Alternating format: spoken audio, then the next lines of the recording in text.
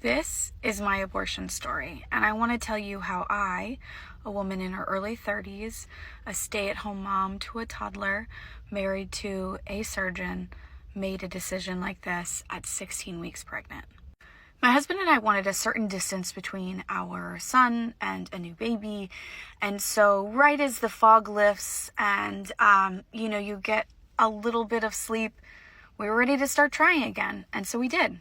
At my 8-week appointment, my doctor suggested that we do the non-invasive prenatal testing, also known as the NIPT. I did that with my first son, and it's just a blood test. It checks for a very small number of trisomies and different disorders, and it also, if you want, gives you the gender very early.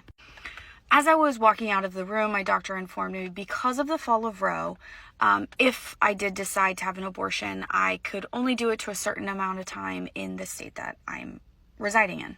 And I remember thinking, I have never had an abortion and I won't be having an abortion, so that's not a me problem. Thank you very much.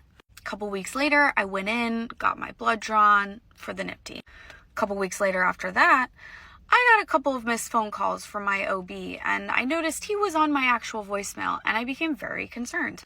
When we finally got on the phone together, he just blurted out, the test came back high for trisomy 21. I had already scheduled an appointment for the NT ultrasound. So the NT is the nuchal translucency, and what it does is it checks basically the neck. Oftentimes trisomies have a much thicker spinal cord during a certain gestational age. And so I was actually supposed to see the MFM, the maternal fetal medicine specialist, that day.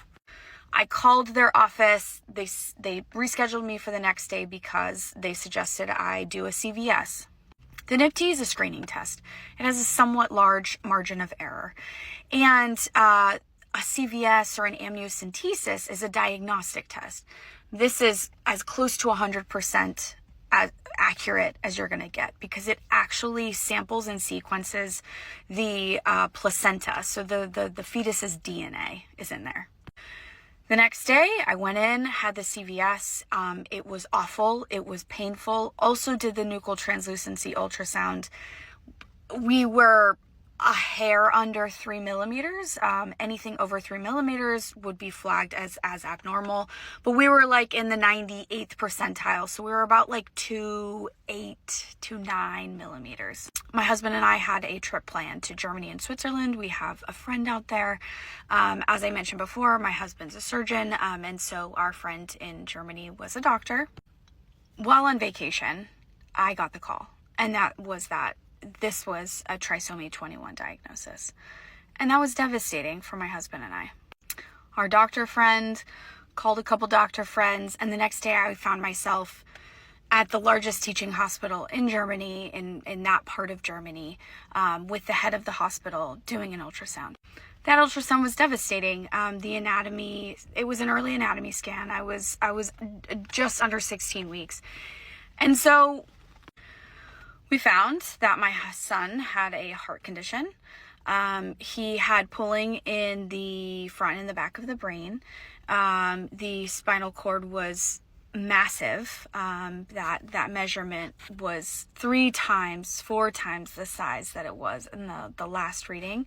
And finally, he told me that the GI was so bad that outside of all of the other things he was saying, it warranted a very serious conversation about termination.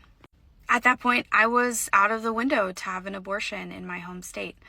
And so became the long, arduous process of calling many, many, many clinics and figuring out where I would have to go and take my family to have termination for medical reasons. We wound up flying from Germany to Boston, where I ended up having the discharge and evacuation procedure. It was the hardest, most awful time of my life. I've never been through something quite as traumatic. I've never been through something as gut-wrenching and heartbreaking as that time of my life. This decision changed my life. It changed me. And I am now on the internet talking about my story, talking about the nuance of termination for medical reasons, fighting against the abortion ban, and talking about the ways in which the fall of Roe have absolutely disproportionately impacted women and women like me.